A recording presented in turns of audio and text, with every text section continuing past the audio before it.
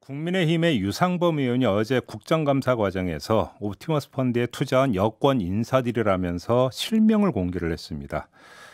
그러자 실명으로 거론된 당사자들이 펄쩍 뛰었는데요. 자신이 아니라 동명이인이다 이렇게 반발을 한 겁니다. 민주당에선 무책임한 아니면 말고식 폭로라면서 문제 제기하고 있는 상황인데요.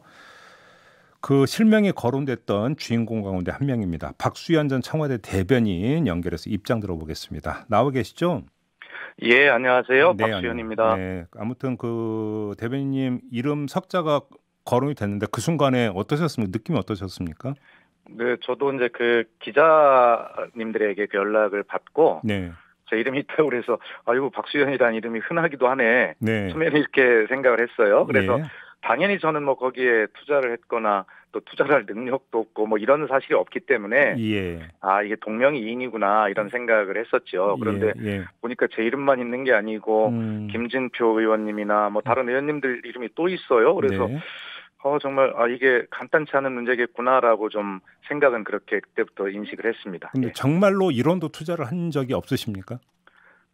예, 저는 뭐 그런 투자할 능력도 없고 여력도 없고요. 그런 네. 생각 자체를 해본 적이 없습니다. 예. 예. 근데 아무튼 어제 이제 그 뒤에 나왔던 보도를 종합해 보니까 이 그 투자자 명단에 들어가 있는 박수현이라는 인물은 여성인 것으로 파악이 됐다.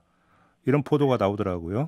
예, 그래서 그 NH투자증권에서 이제 그걸 확인을 해본 모양이에요. 예. 그랬더니 이제 김진표 의원은 뭐 70년생이다. 그래가 나이 차이가 상당히 있는 걸로 밝혀졌고, 네. 저는 여성이다 이렇게 밝혀졌는데, 예. 그러면서 이걸 웃어야 할지 울어야 할지 모르겠는데, 이게 또 박수현은 여성이다라는 또 이게 가짜 뉴스가 퍼지지 않을까 또 걱정도 되더라고요. 근데 혹시 그 유상범 의원이 국정감사 과정에서 실명을 공개하기 전에 네. 대변인께 혹시 이제 전화나 이런 걸 통해서 사실 확인을 해온 적이 없었습니까? 예, 바로 그 점이 제가 좀 섭섭하고 문제가 있다고 보는 것인데요. 네. 뭐 적어도 그런 여당 또 뭐 권력 지금 청와대 대변인을 했기 때문에 청와대를 겨냥한 거 아니겠습니까? 네. 그 정도를 국정감사장에서 또 보도자료를 통해서 말을 하려면 예. 본인에게 확인을 해봐야죠. 저도 전직 국회의원인데 그 정도는 좀 보장을 해줘야 되지 않겠습니까? 그래서 예. 그게 좀 문제라고 심각하게 지적을 하고 싶고요. 또 김진표 의원님은 본인이 또 통화를 해서 동명이인이다라고 네. 이야기를 했는데도 그 보도자료를 그냥 넣어서 강행을 한 것 아니겠습니까? 아하, 예. 그리고 또 하나 더 심각한 거는 국정감사장에서 묘하게 유상범 의원께서 자기도 이게 문제가 될 줄 알기 때문에 검찰에 질문을 하면서 동명이인일 가능성이 있는데 이걸 확인해봤냐라고 이렇게 소위 돌아가기 수법으로 이걸 예. 교묘하게 이름을 거론을 하거든요. 예. 그래서 본인도 문제가 된다는 것을 알기 때문에 그렇게 우회적인 수법으로 명단을 공개했기 때문에 예. 이것은 야당이 애초에 주장했던 권력형 게이트다라고 하는 그 프레임을 유지하기 위해서 김수현 전 청와대 정책실장이나 박수현 전 청와대 대변인 이러한 청와대 관련 인사들의 이름을 의도적으로 그렇게 허위 공개한 것이다. 저는 이렇게 봅니다. 의도적인 치고 빠지기다 이렇게 보시는 거군요. 그렇습니다. 예. 지금 대변인께서는 지역 활동을 계속하고 계시잖아요. 혹시 이 보도가 처음 나가고 지역구 쪽에도 전해졌을 것 같은데 지역구 쪽 반응은 혹시 좀 나왔습니까? 뭐 지역구를 떠나서 제 아내가 저한테 전화를 해서요. 예. 혹시 자기 모르게 딴주머니 찾냐? 딴주머니 장난이냐라고 우스갯소리 걱정 반 이렇게 해가지고 네. 저한테 전화가 왔고요. 네. 저희 당원들이나 지역에서 걱정들이 많으시죠. 깜짝 놀랐다고요. 아, 그래요? 네. 아무튼 그 대변인께서 어제 페이스북에 올린 내용을 보니까 유상범 의원이 사과해 주세요 이렇게 요구를 하셨던데 혹시 사과는 받으셨습니까? 그러면? 그렇게 했는데도 전혀 사과가 없으시고요. 네. 그래서 저는 이거를 정색을 하고 네. 정말 법적 조치를 하겠다라고 할 문제인가라고 사실 어제 하루 고민을 했어요. 예. 그래서 제가 유상범 의원이 실수를 인정하고 사과를 해준다면 뭐 그냥 그렇게 해프닝으로 넘겨야 되겠다는 생각을 하고 페이스북에 올렸는데 네. 오늘까지 사과가 없으시고 이러시니까 이 예. 문제는 김진표 의원님 등 당사자들과 함께 협의를 해서 예. 뭐 이 문제에 대해서 뭐 제가 당하고 어쩌고 이런 문제보다 이런 일은 없어야 되잖아요. 예. 네, 그렇기 때문에 그런 어떤 질서를 좀 잡고 경각심을 높이는 차원에서 법적 조치나 이런 것도 검토를 해야 한다라고 하는 생각이 오늘 아침에 인터뷰에 임하면서 드는 생각입니다. 그럼 다른 분들과 공동 대응할 생각도 있으신 겁니까, 그러면? 예, 그렇습니다. 그런 생각도 해봤습니다. 근데 지금 이제 법적 대응이라고는 말씀을 해주셨습니다만 지금 의장 활동 과정에서 나왔던 발언은 면책 특권이 적용이 되는 거 아니겠습니까? 예, 설사 면책 특권이 적용이 된다 하더라도요. 네.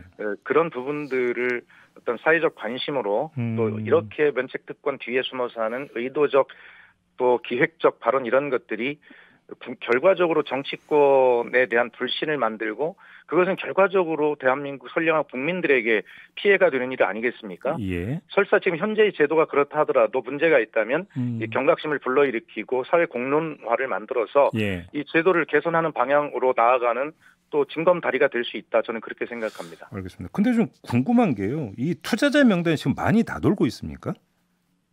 예, 굉장히 소위 우리가 확인되지 않은 그 보도, 자료 이런 것들을 지라시라고 하지 않습니까? 네네네. 지라시 형태로 하루 종일 어제 어마어마하게 돌았고요. 네. 저에게 전해주신 분만 해도 수십 명입니다. 예. 아, 그래요? 예. 네. 알겠군요. 자, 조금 전에 이제 그 대변인께서 청와대를 겨냥을 한 것이다라는 말씀을 해주셨으니까 좀 그 별건이지만 좀 질문을 좀 드릴게요. 네. 지금 그 라임과 관련해서 그 강기정 전 정무수석이 청와대에서 5천만 원 받은 거 아니야 이런 의혹이 제기된 바가 있지 않습니까? 근데 청와대에 근무를 하셨기 때문에 한번 좀 드리는 질문인데요.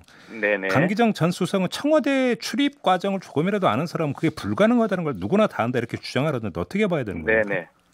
그러니까 저도 참 어이없는 주장이다. 그래서 혹시 정말 최악으로 제가 상상을 해봤는데 강기정 전 수석께서 청와대에서 이강세 전 MBC 전주 MBC 광주 MBC 사장을 만나고 그 이후에 밖에서 혹시 만나시지 않았는가라고 하는 최악의 시나리오도 생각을 해봤어요. 그런데 그거는 어차피 고맙게도 검찰에서 강기정 전 수석의 GPS 기록을 가지고 수사를 한다고 하니까 강 전 수석도 고맙다.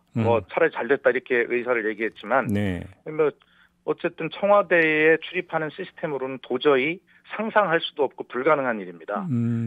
청와대 대변인인 제가 2018년 2월 2일 날 퇴임하고 나올 때요. 그 가방 짐을 싸가지고 나와야 될 거 아니겠습니까?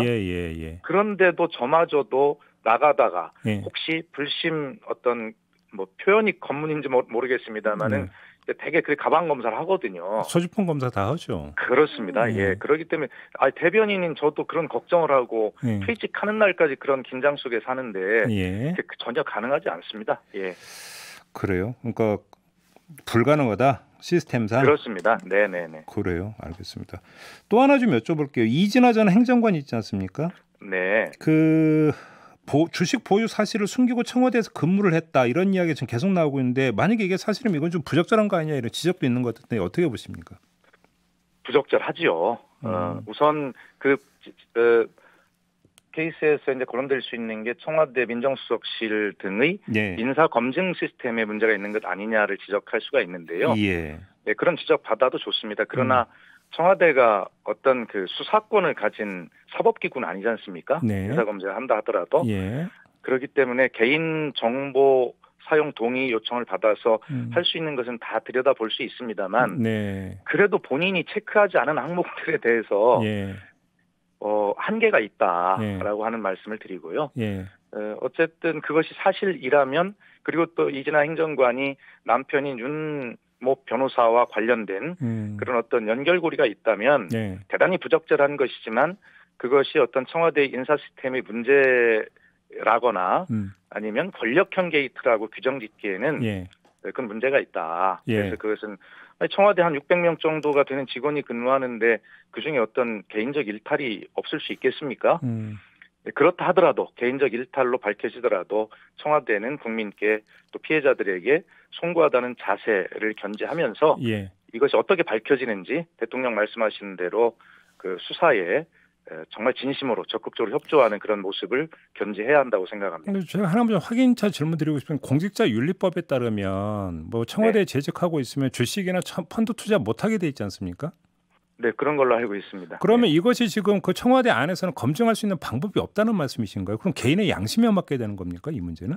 네, 일단은 모든 그 인사검증이 청와대뿐만이 아니라 그렇습니다만은 검증해야 할 그럴 항목들에 대해서 이제 우선 본인에게 체크하도록 그렇게 쭉 자료를 주지 않습니까? 그 항목이 한 200여 가지도 넘는 것으로 알고 그러게요. 있습니다. 예, 그런 것들을 이제 전부 청와대에서 또 인사철에는 한꺼번에 많은 검진 수요가 밀릴 것 아니겠습니까? 네, 그런 측면에서 보면 한계가 있다라는 말씀을 드릴 수밖에 없습니다. 알겠습니다. 마지막으로 그럼 이 점을 여쭤볼게요. 지금 그 국정감사 진행되고 있고 증인 출석을 거부했다고 하지 않습니까? 이 사람이. 네. 자, 이 처신은 어떻게 평가를 해야 되는 겁니까?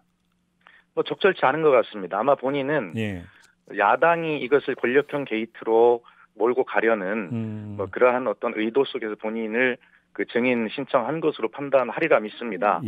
그렇기 때문에 본인이 예를 들어 검찰 수사를 통해서 차분하게 명명백백하게 모든 진실이 밝혀지는 것에는 본인이 협조할 수 있으나 그 어떤 정쟁의 장에 나와서 본인이 예를 들어서 뭐 그 긴장하고 뭐 이런 상황에서 예를 들어 답변을 잘못한다거나 뭐 이렇게 된다면 그 또 파장이 만만치 않을 것이고 또 본인이 사실은 어떠한 답변을 하더라도 그 야당에서는 이것을 굉장히 그 권력형 게이트 정쟁화에 이용될 것이 뻔하지 않겠습니까? 그렇기 때문에 본인이 어떤 수사를 받지 않겠다거나 이런 것이 아니라 아마 그런 지점을 좀 정쟁화되는 것을 우려해서 국감에 나오는 것은 부적절하다는 판단을 한 것 같은데 어쨌든 제 개인적인 입장은 그 역시도 부적절하다라는 생각을 갖습니다. 공직자였다면 국민의 대의기관에 나와서 소명해야 되는 의무는 있는 거 아니냐 이런 지적은 따라붙을 수 있는 거 아니겠습니까? 당연히 그렇습니다. 그래서 질문드렸던 거고요. 알겠습니다. 자, 마무리하겠습니다. 고맙습니다. 감사합니다. 지금까지 박수현 전 청와대 대변인이었습니다.